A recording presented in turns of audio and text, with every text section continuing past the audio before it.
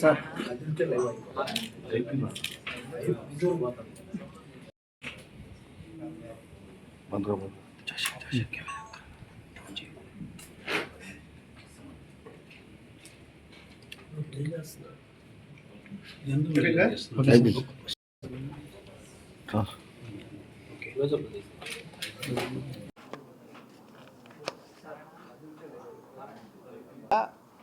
మీ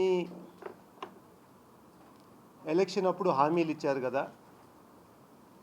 high level canal పూర్తి చేస్తారన్నారు కదా, 26 మార్చిలో పూర్తి చేస్తారని మాకు హామీ ఇచ్చారు కదా, దాని సంగతి ఏందయ్యా, దాని పరిస్థితి ఏంది కొంచెం చెప్తారా అని అడిగారు. ఆయనకి అంత మాత్రం హక్కు లేదా? ఆయన ఉండే ఊర్లో ముఖ్యమైన ప్రాజెక్టు కంప్లీషన్ గురించి అడగడానికి హక్కు లేదా? ఆయన ఎమ్మెల్యేగా ఉండి ఆ సమాధానం చెప్పడానికి ఆయనకు కూడా బాధ్యత ఉందా లేదా? అవన్నీ వదిలేసి రకరకాలుగా విమర్శలు చేశారు. ముందుగా మర్రిపాడు ప్రజలందరూ మా కుటుంబం అంటే భయమా అని ఒక ప్రశ్న వేశారు. అయ్యా, అది భయం కాదు, అది అభిమానం. అది ఒక రోజులో పుట్టుకురాలేదు. దాదాపు 83 నుంచి నాన్నగారు రాజకీయాల్లో వచ్చిన తర్వాత అనేక సేవలు అందించి ఈ ప్రాంతానికి పేరు పొందారు. 83లోనే డిగ్రీ కాలేజ్ పెట్టడం జరిగింది. దాని తర్వాత నవోదయ స్కూల్ అని చెప్పి దానికి భూమి ఇవ్వడం జరిగింది. దాని తర్వాత ఒక ఇంజనీరింగ్ కాలేజ్ కూడా పెట్టడం జరిగింది. 100 ఎకరాలు తీసి ఒక ఇంజనీరింగ్ కాలేజ్ కూడా పెట్టడం జరిగింది. అదే ఇంజనీరింగ్ కాలేజ్ మొన్న 22లో కూడా 200 కోట్ల ఆస్తి అయితే ప్రభుత్వానికి హ్యాండ్ ఓవర్ చేసి గౌతమ్ పేరు మీద ఎప్పుడు గుర్తుగా ఉంటుందని ఒక అగ్రికల్చర్ యూనివర్సిటీ కూడా పెట్టాలని చెప్పి మన జగన్మోహన్ రెడ్డి గారిని కోరారు. ఆ విషాదం తర్వాతే నేను కూడా వచ్చింది రాజకీయాల్లోకి. నాకు పెద్ద అనుభవం లేదు, అయినా కానీ వీలంత వరకు నాన్నగారి ప్రిన్సిపల్స్ ఏమున్నాయో పాటిస్తూ ఎంత వీలవుద్దో ఆత్మకూరులో బస్ స్టాండ్ కానీ, కొత్తగా ఒక వ్యవస్థ ఆత్మకూరు డెవలప్మెంట్ ఫోరం అని కూడా తయారు చేసి విదేశాల నుంచి కూడా వాళ్ళు ఇచ్చే సిఎస్ఆర్ ఫండ్స్తో పాటు బస్ స్టాండ్లు కానీ, టాయిలెట్లు కానీ, స్కూల్స్ కానీ, ఎలక్ట్రానిక్ స్కూల్స్ కానీ, ఎలక్ట్రానిక్ క్లాస్ రూమ్స్ కానీ తయారు చేయడం జరిగింది. ఆ విధంగా పేరు పొందాను తప్ప, ఆ విధంగా ప్రజల దగ్గర నుంచి ప్రేమ పొందాను తప్ప వేరే విధంగా కాదు.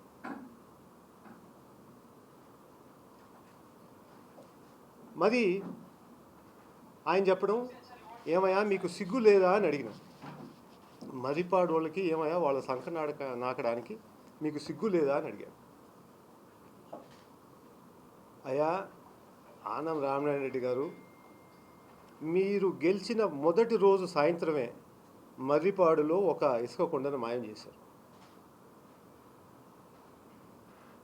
10 రోజుల తర్వాత మీ ఇంటి బయట 2 కొత్త కార్లు కూడా నిలబడ్డాయి. ప్రజలు అనుకునేది ఏంటంటే ఆ కొండ నుంచి వచ్చిందా అని. సిగ్గు ఎవరికి ఉండాలి చెప్పండి, మీకా వాళ్ళకే? ఈరోజు ఆత్మకూరులో ఇసుక దందా ఏ విధంగా జరుగుతున్నది ప్రజలందరికీ తెలుసు. సిగ్గు ఎవరికి ఉండాలి చెప్పండి? ఇదే ఆత్మకూరు ప్రజలు 2009 కానీ 2024 కానీ 2 సార్లు గెలిపించారు. అసలు నీకు 2009లో ఒక్కసారన్నా వచ్చినావా మర్రిపాడికి? ఒక్క పంచాయతీకైనా క్యాంపెయినింగ్ చేసినావా? ఒక్క బూత్ ఏజెంట్ అన్నా పెట్టినావా? బూత్ ఖర్చులు కూడా ఇవ్వలేదు కదా నువ్వు. అయినా కానీ ఆత్మకూరు ప్రజలు, ముఖ్యంగా మర్రిపాడు ప్రజలు ఆ రోజు నిన్ను గెలిపించారు. దాని తర్వాత నువ్వు మంత్రి అయ్యావు. మళ్ళీ జగన్మోహన్ రెడ్డి గారిని తిట్టి ఫైనాన్స్ మినిస్టర్ అయ్యావు. అది నీ చరిత్ర. మర్రిపాడు వాళ్ళకి సిగ్గు లేదనే దానికి నీకు నోరేటు వచ్చిందో మీరు మాకైతే అర్థం కావట్లేదు. మర్రిపాడు వాళ్ళం సంవత్సరాల నుంచి ఎక్కడ పోయినా కానీ, మీరు బెంగళూరు పోండి, బిల్డర్లు ఎక్కువ మర్రిపాడు వాళ్ళే, కాంట్రాక్టర్లు మర్రిపాడు వాళ్ళే, రకరకాలుగా వ్యాపారం చేస్తూ ఉంటారు. మీ పక్కన విజయరామరెడ్డి కూర్చున్నాడు కదా, విజయరామరెడ్డి కూడా కదా, ఆయన కూడా కాంట్రాక్టరే. వాళ్ళ వంశం అంతా కాంట్రాక్టింగ్ 100 సంవత్సరాల నుంచి చేస్తూ ఉన్నారు. వాళ్ళు లేకపోతే కోల్డ్ మిక్స్ చేస్తూ ఉంటారు. అది అక్కడ సంస్కృతి, అక్కడ వాళ్ళ కల్చర్ అది. బయట ఎక్కడో పని చేస్తారు, సంపాదిస్తారు, ఇక్కడికి వచ్చి రాజకీయాలు చేస్తారు, గెలిపిస్తారు, ఓడిస్తారు. పోయినసారి నన్ను కూడా ఓడించారు, నాకు కూడా పాఠం చెప్పారు. అది వాళ్ళ కల్చర్ అండి, చిన్నతనం కాదు అది. మాకు నీళ్లు తక్కువ, వ్యాపారం కానీ బయట పోయి చూసుకుంటాం. మీకు నీళ్ళు ఎక్కువ. ఆ నీళ్లు లేదనే కదా ఈరోజు మేము హై లెవెల్ కెనాల్ కోసం పోరాటం చేసేది. ఆ హై లెవెల్ కెనాల్ కూడా ఎవరు తీసుకొచ్చారు? 2009లో అప్పుడు జలయజ్ఞం అని చెప్పి డాక్టర్ వైఎస్ఆర్ గారు పెట్టిన తర్వాత వెలుగొండ ప్రాజెక్ట్ నుంచి మర్రిపాడుకి, ఉదయగిరికి, ఈ మెట్ట ప్రాంతానికి సరిపోవు, నీళ్లు రావు, అందువల్ల వేరే ప్రాజెక్ట్ సృష్టించాలి, దానికి మన సోమశిల ప్రాజెక్ట్ నుంచి హై లెవెల్ కెనాల్ పెడితేనే ఈ రెండు ప్రాంతాలకు వస్తాయని చెప్పి మాట్లాడారు. ఆయన మళ్ళీ సోమయాజుల దగ్గర పంపించారు. అక్కడ ఒక చర్చ జరిగింది. ఆ చర్చ తర్వాత 2009లో మేనిఫెస్టోలో పెట్టడం జరిగింది. అది దాని హిస్టరీ. దానికి ఆ రోజు నువ్వు మంత్రిగా ఉన్నావు కాబట్టి శంకుస్థాపన నిన్ను పిలిచారు. నువ్వు అక్కడ ఒకరోజు క్యాంపెయిన్ కూడా చేయలేదు, ఆ ప్రాజెక్ట్ గురించి కూడా తెలియదు. ఇప్పుడు మాత్రం గొప్పలు చెప్పుకోవడానికి మాత్రం ఈరోజు నీకు నోరు వస్తూ ఉంది. 18 సంవత్సరాలు అయింది కదా అప్పటి నుంచి. ఈ 18 సంవత్సరాల్లో దాదాపు 13 సంవత్సరాలు ఆయన ఎమ్మెల్యేగా ఆయన ఉన్నాడు, ఇన్ఛార్జ్గా ఉన్నాడు, లేకపోతే ఆయన ప్రభుత్వంలో ఉండే పరిపాలన కూడా జరుగుతూ ఉండేది. అంటే 2009 నుంచి 2019 దాకా ఆయనే కదా ఇన్ఛార్జ్. ఇక్కడ ఎమ్మెల్యేగా ఉన్నాడు, దాని తర్వాత మళ్ళీ టీడీపీలో చేరి ఆత్మకూరుకి ఇన్ఛార్జ్గానే ఉన్నారు కదా. పొంగూరు రిజర్వాయర్ ముందు కట్టాలా, చాబోల్ రిజర్వాయర్ ముందు కట్టాలా కాదు క్వశ్చన్. ప్రాజెక్ట్ ఏదైనా మొదలుపెట్టే ముందర ల్యాండ్ ఎక్విజిషన్ చేయాలి. ముందు అవసరమైన ల్యాండ్ అంతా తీసుకొని దాని తర్వాత ఎవరైనా ప్రాజెక్ట్ మొదలు పెడతారు. అది ఎక్కడైనా ఇండియాలో, భారతదేశంలో అయినా, రాష్ట్రంలో అయినా, ఎక్కడైనా కానీ అది ఫస్ట్ చేయాల్సింది. మీకు అంత మాత్రం బుద్ధి లేదా? ముందు ల్యాండ్ ఎక్విజిషన్ చేసి కదా పని స్టార్ట్ చేయాలి. 2012లో నువ్వు ఎందుకు ఇచ్చావైతే ఫేజ్ 1 ప్రాజెక్టు? ఈరోజు కూడా ప్రాజెక్ట్ నిలిచిపోయిందంటే ల్యాండ్ ఎక్విజిషన్ జరగకుండా. దానివల్లే నేను ఎమ్మెల్యేగా చేసినప్పుడు ఆ కాంట్రాక్టర్ని పిలిపించాను. మెగా కన్స్ట్రక్షన్ అని, దాని తర్వాత ఏపీఆర్ అని. వాళ్ళని అడిగాము, ఏమైనా పని మొదలు పెట్టాలంటే ఏం జరగాలంటే, సార్ మాకు మీరు పెండింగ్ బిల్స్ ఇచ్చినా కానీ పని మాత్రం మొదలు పెట్టలేము, ముందు చేయాలి, ముందు భూసేకరణ చేస్తేనే ప్రాజెక్ట్ ముందుకు నడుస్తుంది. అప్పుడు కలెక్టర్ హరినారాయణ గారితో కూడా మాట్లాడి 2 సార్లు సిట్టింగ్ పెట్టించి అక్కడ ఆ ఫైల్స్ అన్నీ మళ్ళీ సరిచేసి, లేకపోతే ఆ పాటికి మళ్ళీ ఎలక్షన్స్ కూడా వచ్చినాయి.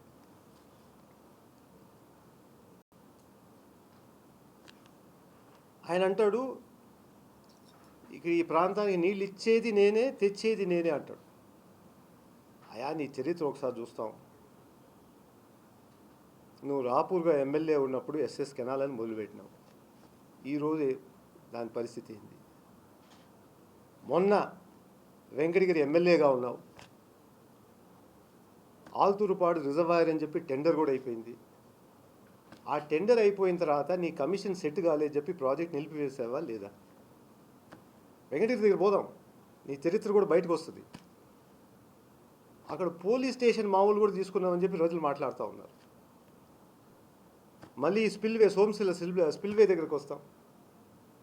ఆ స్పిల్వే ప్రాజెక్ట్ కూడా మళ్ళీ ఆయన సరిగ్గా ఇయ్యలేదని చెప్పి ఆ స్పిల్వే ప్రాజెక్ట్ ఆపిచ్చేస్తాం. ఆయన ఆ కాంట్రాక్టర్ పారిపోయాడు. మళ్ళీ 2 సంవత్సరాల్లో కూడా వేరే కాంట్రాక్ట్ తీసుకొచ్చి పెట్టావు. పెద్ద మాటలు, నీతులు చెప్పావు కదా అందరికీ. ఏమని? ఆ స్పిల్వే చేయకపోతే నెల్లూరు అంతా కొట్టుకోపోతుందని. అంత ముఖ్యమైన ప్రాజెక్ట్ అయితే ఈ 2 సంవత్సరాలు ఏం చేస్తున్నావు నువ్వు? ఇసుక మాఫియా తప్ప, మట్టి మాఫియా తప్ప, చికెన్ వేస్ట్ తప్ప, భూ కబ్జాలు తప్ప. ఆత్మకూరులో చేశాడు కదా మొన్న 18 ఎకరాలు. అది తప్ప ఇంకేం చేశారు మీరు? మాటికి వస్తే మా కుటుంబం మీద వస్తావా? ఏం మీకు అదే నా జరుగుబాటు? దానివల్ల మీకు ఏమైనా విలువ పెరుగుతుందా? మేము 2009లో వైఎస్ఆర్ కుటుంబం తరఫున నిలబడి బయటకు వచ్చాం. అప్పుడు 2 సార్లు ఎంపీగా రిజైన్ చేశారు మా నాన్నగారు. ఎన్నో ఇబ్బందులు పడ్డాం. నువ్వు కూడా ఉన్నావు కదా ఫైనాన్స్ మినిస్టర్గా. ఎన్ని ఆరోపణలు చేసావు మా మీద ఆ రోజు? పెద్ద పెద్ద ఏజెన్సీలంతా మా వెనకాల పెట్టావు కదా. ఆ రోజు కూడా ఆరోపణ చేసావు కదా. నీకేం కొత్త కాదు ఇది ఆరోపణ, ప్రతిరోజు చేస్తూ ఉంటావు. ఆ రోజు ఓదార్పు యాత్రకు వచ్చినప్పుడు ఆయన బయట వచ్చి వీళ్ళు ఆయన దగ్గర నుంచి కొంచెం డబ్బులు పెట్టుకున్నారు కాబట్టి జగన్ వెనకాల నిలబడ్డారన్నారు. ఈ రాష్ట్రమే కాదు, పక్క రాష్ట్రం కూడా, తెలంగాణలో కూడా మాట్లాడండి. వైఎస్ఆర్ కుటుంబాన్ని ముఖ్యమైన కుటుంబం ఎవరు అనేది ప్రజలే చెప్తారు మీకు. ఏ విధంగా త్యాగం చేసి ఆ పార్టీ వెనకాల నిలబడ్డామో వాళ్ళే చెప్తారు. మీ మీద కేసు లేదంటే మీ గొప్పతనం కాదు.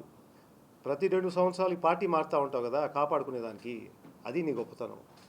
మేము ఒకే పార్టీలో ఉన్నాం కాబట్టి రకరకాలుగా వస్తాయి, దాన్ని నిలబడతాం, ఎదురు చేస్తాం.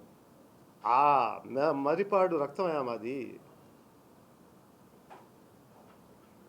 ఇవన్నీ చేయకుండా రకరకాలుగా మాట్లాడుతూ మా మీద విమర్శలు చేస్తూ మరిపాడు ప్రజల్ని ఎదవలంటూ సిగ్గు లేదనడం అనేది ఆపుకోండి. ఈరోజు మీకుంది 80 సంవత్సరాల చరిత్ర. ఆ చరిత్ర ముందు చరిత్ర బాగానే ఉంది, కానీ నీ వల్ల మాత్రం పూర్తిగా మట్టిలో కలిపోయింది. ఈరోజు ఆత్మకూరులో కానీ నెల్లూరు జిల్లాలో అడిగితే ఆనం అంటే అవినీతి, అవినీతి అంటే ఆనం అని పేరు తెచ్చుకున్నాం. ఇప్పుడన్నా కొంచెం జాగ్రత్త పడండి. ముందే చెప్పాను మీకు, ఏదో మూడో కన్ను తెరుస్తా ఉన్నావు కదా, అంత తెరవబడలేదు. ఈరోజు రిజైన్ చేయి, పోటీ చేయి, సంగతి చూస్తాం. 2 సంవత్సరాలు ఆగుతాం, మాకేం ఇబ్బంది ఏం లేదు. నీకు నీ మాట మీద అంత నమ్మకం ఉంటే, అంత మొనగాడు అనుకున్నావు అనుకుంటే ఈరోజు రండి. నా గురించి మాట్లాడావు కదా, ఏదో పోలీస్ కేసు ఉందని. నేను మళ్ళీ చెప్తున్నా, if it is found I have taken even 1 rupee, I will resign from politics. నువ్వు చెప్పగలుగుతావా? నీ ఇంటి ముందే కార్లు, నువ్వు కొత్త ఇల్లులు కానీ, మీ ఉండే సోఫా కూడా, ఇచ్చే భోజనం కూడా అంతా ప్రజల దగ్గర నుంచే వస్తూ ఉంది. మా సంపాదన అయితే ప్రతి సంవత్సరం బ్యాలెన్స్ షీట్ ప్రకారంగా ఆడిటెడ్ బ్యాలెన్స్ షీట్ ఉంది. ఎంత సంపాదిస్తాం, ఎంత పెడుతున్నాం అది. గొప్పతనం ఏంటంటే నాన్నగారు ప్రతి రూపాయికి 15 పైసలు ఈ ప్రాంతానికే మేలు చేయాలని చెప్పి పెట్టారు. మీరు 1 రూపాయినా పెట్టారా ఈ ప్రాంతానికి? అందుకు దయచేసి ఆత్మకూరు ప్రజలకి మీరేం హామీలు ఇచ్చారో అంతవరకు చాలు. అది నిలబెట్టుకుంటే మీకు చాలా గొప్పతనం. ఇంకా దోపిడీ అనేది అది ప్రజలే నిర్ణయిస్తారు. రాబోయే రోజుల్లో మీకు ఆత్మకూరు ప్రజలు, ముఖ్యంగా మరిపాడు ప్రజలు బాగా గుణపాఠం చెప్తారు. ఎక్కువ రోజులు లేదు, కాసుకోండి. Thank you.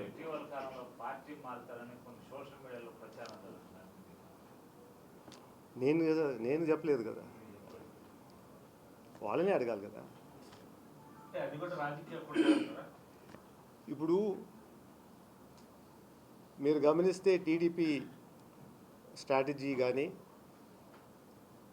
వాళ్ళకు ఒక రీసెర్చ్ సెల్ అనేది ఏంటంటే ఎవరి మీద బుడద జల్లాలి, ఏ విధంగా వాళ్ళని భ్రష్టు పట్టించాలి అనేది వాళ్ళకి మంచి మెకానిజం ఉందన్నమాట.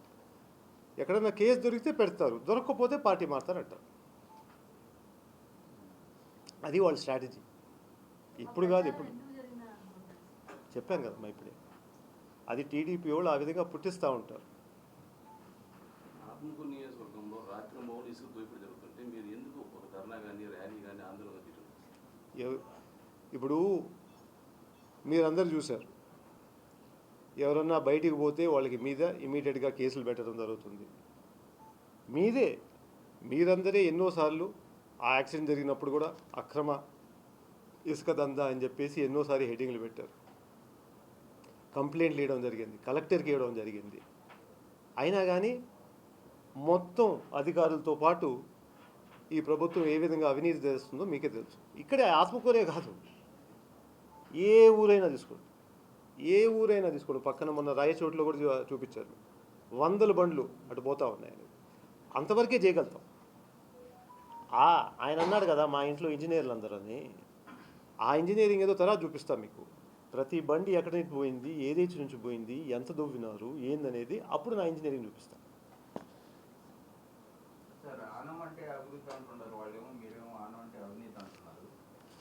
నేను చెప్పేది కాదు బాబు, అది చెప్పేది ప్రజలు. ఆత్మకూరులో ఎక్కడైనా పోయి అడుగు, వెంకటగిరిలో ఎక్కడైనా అడుగు, అభివృద్ధి ఏం చేసినాడు ఆయన చెప్పు. గుంటలు మాత్రం బాగా తవ్వాడు, నదిని కూడా బాగా వెడల్పు చేశాడు. అది ఆయన అభివృద్ధి అనుకుంటున్నాడు. అభివృద్ధి అంటే ఆయన సొంత అభివృద్ధి అని అర్థం, ప్రజల అభివృద్ధి కాదు.